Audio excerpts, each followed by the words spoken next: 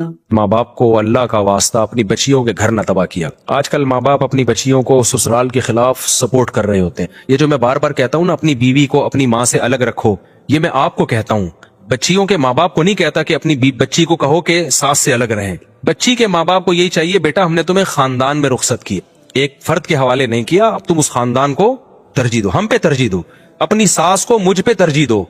जो माँ समझदार होगी ना, वो क्या कहेगी, बेटी मैं एक बात का हुक्म देती हूँ और सास दूसरी बात का हुक्म देती है, तो तुमने मेरी बात नहीं माननी, बल्कि किसकी बात माननी है, सास की बात। जो समझदार औरत होगी वो ये कहेगी। नहीं यारी बात मेरा ख्याल है समझ में। और बेवकूफ औरत क्या कहती है, मैंने तुम्हें बुलाया, तुम्हारी सास कौन होती है रोकने वाली। मैं समझा पा रहा हूं अपनी बात, तुम्हारी सास कैसे, मैं माँ हूं, मैंने पाला है, अबे पाला है तो उसका फ्यूचर देखो ना, अच्छा है।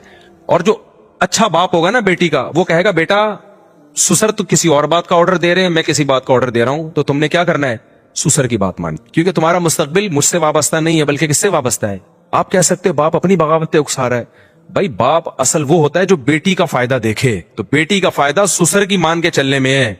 अगर बाप सुसर के खिलाफ लेके जाएगा तो नुकसान किसका होगा।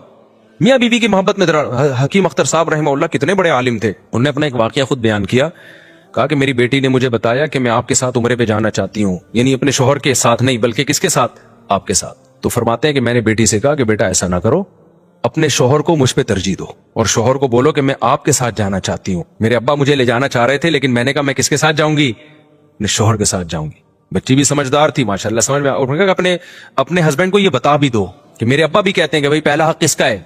वो शोहर भी इंसान का बच्चा होगा ना, तो सुसर की और कदर करेगा कि यार मेरा सुसर मेरी बीवी को अल्हम्दुलिल्लाह उसके दिल में मेरी कदर बिठा रहा है। आज खींचातानी लगी हुई है, बेटी रो के जब आती है ना माँ बाप के घर में, एक तो याद रखो बच्चियों पे बाज दफा जुल्म भी होता है, बाज दफा इतना होता नहीं है जितना वो बयान कर रही होती हैं। औरत की एक सिफत है रोना, उनको रोना जल्दी आता है, बाज दफा सही रोना भी होता है, कहीं ये ना समझे कि जो भी रो रही है तो आप बोले फ्रॉडी है, लेकिन औरत की आदत ये होती है कि बाज दफा इतना बड़ा मसला नहीं होता जितना वो रो रो के बयान कर रही होती है। अब माँ बाप का दिल नरम होता है, और होता है जाहिर है उनको तो बेटी से मोहब्बत है, तजर्बा होता नहीं उनको, वो एकदम जज्बात में आ जाता। बच्ची रोती हुई आई, ये हुआ, अब्बा एकदम तोपे निकाल के ना मिसाइल का रुख कर दिया ससुराल की तरफ बच्ची के। सही है ना, अबे मेरी बच्ची, भाई ये होता है, ये नेचुरल है यार। छोटी मोटी बातों पे बाज दफा बहुत बढ़ा चढ़ा के बच्चियां बयान कर रही होती हैं, उनको पता है कि अगर हम वैसे ही आ गए तो यहाँ भी पिटेंगे, हम बोलेंगे तो कुछ हुआ ही नहीं था, एक आंसू तो आ गई तो उठ के, हम पागल है क्या। तो वो फिर बेचारी वो लड़कियां बयान कर रही होती हैं उसको जज्बाती, ताकि माँ बाप ये समझे कि मेरा आना बिल्कुल दुरुस्त है। तो मैं ये नहीं कह रहा कि माँ बाप उसको एकदम डांटना शुरू कर दें, क्यों आई है, ना ना, उसको आराम से रिलैक्स रिलैक्स, अच्छा जुल्म हुआ हो अभी उसके हाँ में हाँ मिलाएं, क्योंकि ये भी तो हो सकता है वाकई हुआ हो, ऐसा ना बगावत पे आ जाए, बिठाएं बेटा, ओहो ये बहुत हो गया बेटा। वो क्या फोन करें मेरे शोहर को, फौरन कभी भी फोन ना करें, ना ससुर को, ना सास को, ना इसके शोहर, आप बिठाएं, ओहो बहुत गलत हो गया, उफ मैं तो पहले ही इसका था कि ये सही नहीं है इस जगह, ये भी बैठो बेटा आराम से, 2-4 दिन गुजारें, ठीक हो जाएगी, उसके बाद फिर पता चलेगा कि इतना हुआ है या नहीं हुआ। और फिर पहली दफा में एकदम से तस्वीर की कोशिश भी ना करें, हर घर में होता है शुरू में, उसको भी 2-3 दिन में खुद ही समझ में आ जाएगा कि मेरी गलती थी या किसकी गलती है। माँ बाप के घर रहना भी शादी के बाद बच्चे के लिए आसान नहीं होता, तो खुद ही कहेगी मुझे छोड़कर आए, तो आप छोड़ के चले जाए। फिर दोबारा ऐसा हो गया 3-4-6 दफा हुआ है, तो फिर जाके पूछे यार वो क्या मसला है भाई, क्या हो रहा है। एकदम से चंगेज खान ना बने, बिठा के दामाद को बुलाएं, बेटा आराम से बताओ क्या हुआ है, हो सकता है आपकी बेटी की गलती हो, वो ठीक हो, आपके साथ भी तो यही कुछ हुआ था कि नहीं हुआ था शुरू में, हो सकता है वो ठीक हो, पूरी बात सुने।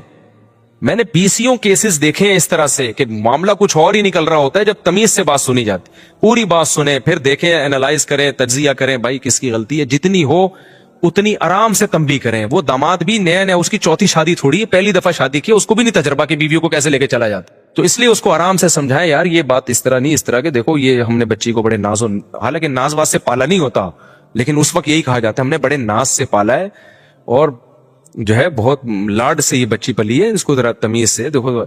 इस तरह करके 3 साल का आप समझ लें कि शादी के बाद 3 साल फड्डों में गुजरेंगे, और उसमें बर्दाश्त के अलावा आपके पास कोई ऑप्शन नहीं है, क्योंकि एक दूसरे को, आजकल शादियां अजनबियों में हो रही हैं, एक दूसरे के खानदान मैच नहीं कर रहे होते, तरजीहात मैच नहीं कर रही होती, बहुत सारे मसाइल होते हैं, समझ नहीं पा रहे होते, 3 साल के बाद वो खुद एक दूसरे को एडजस्ट कर लेते हैं। औरत को पता चल जाता है मेरे शौहर की ये कमजोरी है, ये इसकी खूबी है, मर्द को पता चल जाता है ये कमजोरी है, ये इसकी, वो खुद भी तो उन दोनों के मफाद है ना, आहिस्ता आहिस्ता एडजस्ट हो जाते हैं वो। پھر 2-4 بچے ہو جائیں تو ویسے ہی وہ پھر بچوں کے لیے سیٹ ہو جاتے ہیں. لیکن ہوتا یہ ہے کہ ایک دم نہ چنگیز خان بن کے لڑکی کا باپ اور اس کے بھائی اور بہنوں کو دھمکیاں دینا شروع کر دیں گے. وہ اپنی غیرت کا مسئلہ بنا لیتا ہے اس کو. وہ کہتا ہے یار یہ تو میرے سے بات ہی نہیں کر رہے. پھر وہ طلاقیں ہوتی ہیں. پھر 4 دن بچی کو گھر میں بٹھا کے نا پھر کہتے ہیں یار یہ طلاق ہوئی ہے کہ نہیں ہوئی ہے, اہل حدیث سے فتویٰ لے لو. اسی کو پہنانے کی کوشش میں لگے ہوتے ہیں, کیونکہ آسان نہیں ہوتا طلاق کے بعد بچیوں کو گھر میں بٹھاؤ گے. آج کل کنواریوں کی شادیاں نہیں ہو رہی, طلاق یافتاؤں کی کہاں سے ہو رہی ہیں. تھوڑا کمپرومائز کرو.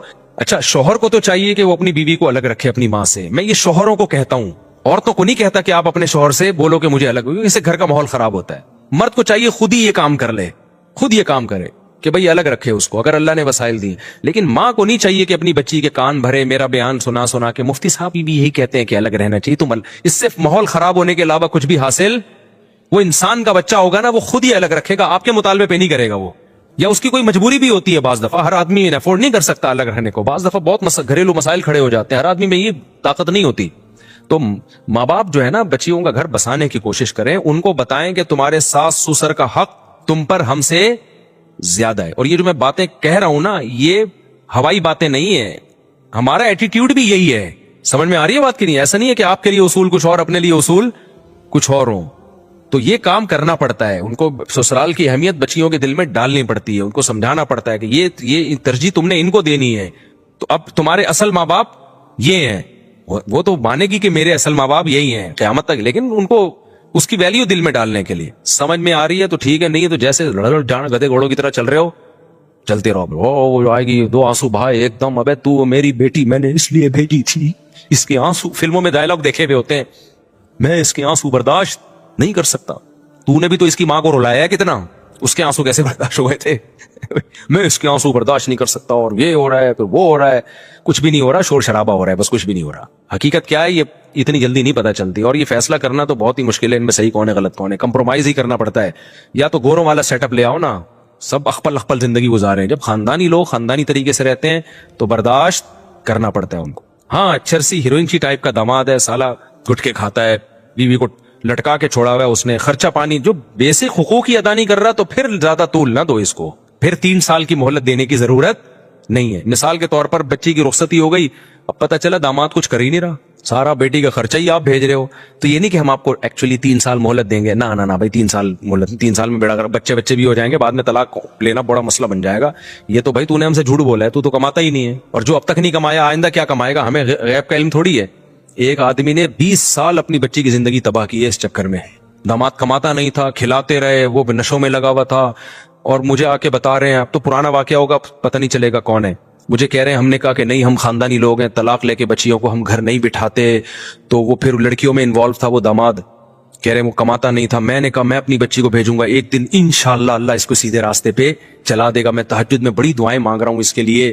20 سال کے بعد یہ ہوا کہ بچی دماغی توازن خراب ہو گیا اس کا, سسرال کے ظلم سہ کے. تو بھی میرے پاس آئے تھے مشورہ لینے کے لیے کہ طلاق لینا مناسب ہے یا نہیں ہے. میں نے کہا اس کو نا مرنے دو ڈپریشن سے, پھر آنا مشورہ لے. تو یہ تو سنگین نوعیت کے مظالم ہے نا, اس میں فوراً ایکشن لینا پڑتا ہے. کہتے ہیں اللہ بہت بڑا ہے. میں نے کہا اللہ نے کب کہا ہے کہ میں آپ کے داماد کو ٹھیک کر دوں گا؟